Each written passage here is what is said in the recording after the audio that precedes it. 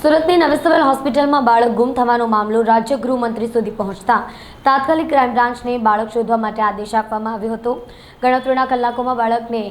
હેમખેમ આરોપી મહિલાના ચુંગાલમાંથી મુક્ત કરાવવામાં આવ્યો હતો। ઝલ્લાની નવી સિવિલ હોસ્પિટલમાં બાળક ગુમ થવાનો મામલો સામે આવ્યો છે। એક દિવસ પહેલા 3 વર્ષનો બાળક ગુમ થઈ ગયો હતો। ચિંતિત પરિવારે બાળકની શોધખોળ કરી હતી, પરંતુ બાળક ક્યાંય ન મળતા પરિવારે પોલીસને જાણ કરી હતી। પોલીસે બાળક ગુમ થવાની અરજી લઈને તપાસ કરવામાં આવશે તેવું જણાવ્યું હતું, પરંતુ આ વાત રાજ્ય ગૃહમંત્રી હર્ષ સંઘવીના કાને પહોંચતા તાત્કાલિક આ મામલે સુરત ક્રાઇમ બ્રાન્ચ અને સ્થાનિક પોલીસને બાળક શોધવા માટે આદેશ આપ્યા હતા, જેને પરિણામે પોલીસે નવી સિવિલ હોસ્પિટલની સીસીટીવી ફૂટેજ ચેક કરતા મહિલા બાળકને લઈને જતી નજરે પડી હતી। ફૂટેજને આધારે પોલીસ તેમજ ક્રાઇમ બ્રાન્ચે તપાસ હાથ ધરી હતી। ગઈકાલે પોલીસને પાંડેસરા વિસ્તારમાં આવેલ ભેસ્તાન વિસ્તારમાંથી મહિલા બાળક સાથે છે તે મળી આવી હતી। પોલીસે આરોપી ઇન્દ્રબલી રેખારામ રવિદાસ અને પાનફૂલ દેવી ઇન્દ્રબલી રેખારામને પકડી પાડ્યા હતા। બાળકને ક્રાઇમ બ્રાન્ચે હેમખેમ આરોપી ઇન્દ્રબલી રેખારામ રવિદાસ અને પાનફૂલ દેવી ઇન્દ્રબલી રેખારામ યુદ્ધના ચુંગલમાંથી મુક્ત કરાવ્યો હતો। આ બાબતે સુરત પોલીસ કમિશનર અનુપમસિંહ ગેહલોતે જણાવ્યું હતું કે આ મામલે અમારી સુરત ક્રાઇમ બ્રાન્ચની ટીમ સાથે સ્થાનિક સહિત કુલ 200 પોલીસ કર્મચારીઓ સતત ગઈકાલ સાંજથી બાળકની શોધખોળમાં લાગી ગયા હતા,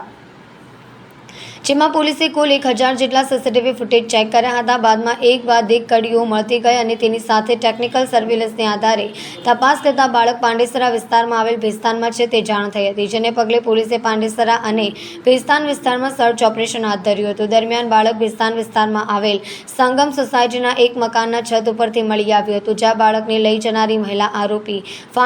પાનફૂલ દેવી ઇન્દ્રબલી રામ અને તેનો પતિ ઇન્દ્રબલી રેખારામ રવિદાસ પણ મળી આવ્યા હતા। પોલીસે બંને દંપતીના ચુંગલમાંથી બાળકને મુક્ત કરાવ્યો હતો।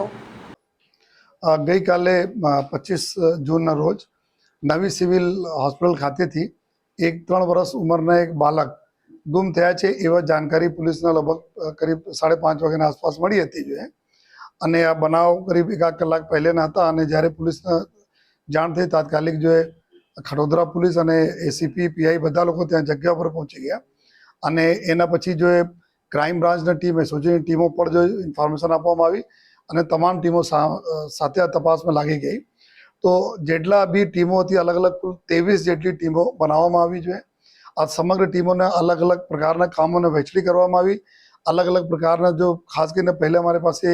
હતા કે સીસીટીવી કેમેરા તાત્કાલિક જોઈએ કે આ બાળક બહાર નીકળ્યા છે કે નહીં કેમ્પસમાંથી। પછી ધીમે ધીમે કેમેરાઓ જોવામાં આવેલા તો ત્યારે એના એક લેડી સાથે આ બાળક લેડી એના હાથ પકડીને લઈ જતી હોય એવા પ્રસ્તાવિત થયેલ, જેથી તાત્કાલિક ટીમો 1 by 1 આગળના કેમેરાઓ જોવાના, સાથોસાથ અમારા ટેકનિકલ એવિડન્સ કલેક્ટ કરવાના હોય છે, અમારા હ્યુમન ઇન્ટેલિજન્સ હોય છે કે આ પ્રકારના કોઈ લેડીને કોઈ જોયા હોય, આ પ્રકારના કામો ચાલુ થઈ। તો 23 ટીમ આખા સતત ગઈકાલથી આ બાળક જ્યારે આપણને મળ્યા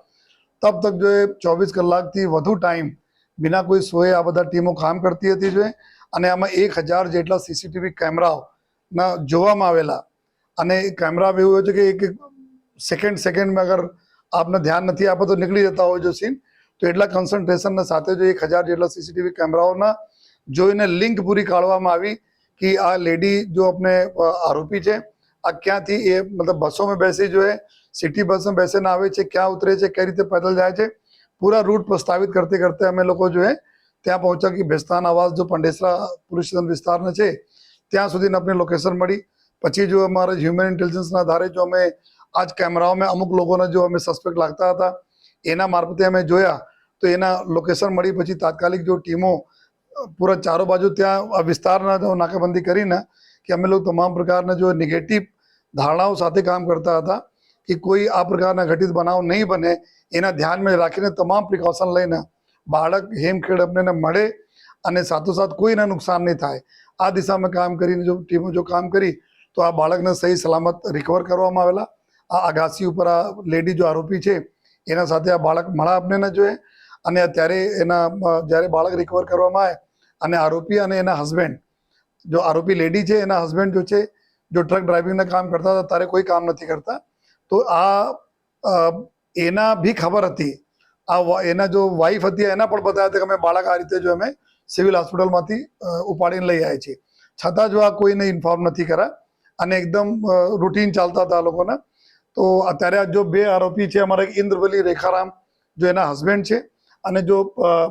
પાનકુલ દેવી જો આરોપી મુખ્ય આરોપી જો બાળકને ઉપાડીને લઈ ગઈ આ છે જો અત્યારે એના જ ત્યાં ઘરથી જો એવું આપણને જાણવા મળ્યા જો અત્યારે આરોપી પ્રાથમિક પૂછપરછ બતાવે છે કે એનાથી એક દીકરી થઈ હતી અને બીજા વાઈફ એના હસબન્ડ અત્યારે બીજા વાઈફ 6 મહિના પહેલે કરા તો આ વાઈફ પાસે એક પહેલા હસબન્ડથી જો એક બાળક હતા તો મારે પાસે બાળક નહીં હતા એના માટે અમે બાળકને લઈ ગયા લેકિન અત્યારે આ થિયોરી પર અમે માનતા નથી કારણ કે એના ઘરમાં ઓલરેડી એક બાળક હતા તો બીજા સાથે રહેતા તો બીજા બાળકની શું જરૂર હતી સાથોસાથ 2-3 બાળકો ત્યાંથી ઓર અમે મળ્યા છે તો અત્યારે આ લોકો ક્લેમ કરે છે કે એના બાળક છે પરંતુ અમે ડીએનએ મેચ પણ કરાવીએ છીએ અને આ પણ જોઈએ છીએ કે આ બાળક ખરેખર બીજા બાળકો બી એના છે યા કોઈ આ પ્રકારના ગેરકાયદેસર પ્રવૃત્તિ તો નથી થઈ રહી છે જો આ સમગ્ર દિશામાં અમારી जो टीमों છે जो क्राइम ब्रांच टीम અને ખડોદરા પોલીસની ટીમ કામ કરી રહી છે અને ટોટલ આ સમગ્ર ઓપરેશનમાં 23 ટીમમાં મોર દેન 200 લોકો जो है 10 લોકો કન્ટિન્યુઅસ 24 કલાક જોડાયા હતા जो है 1000 से ज़्यादा અમે લોકો સીસીટીવી કેમેરા જોયા અને જેટલા બી લાખો કોલ ડિટેલ્સ બારેમાં જો એનાલિસિસ ચાલતા હતા તો કોઈ પણ પ્રકારના કસર આપણી સુરત સિટી પોલીસે બાકી નથી રાખી અને હેમખેમ બાળક મળ્યા અમને માટે અમે લોકો સૌભાગ્યશાળી છીએ કે બાળક અમને સહી સલામત મળી ગયા.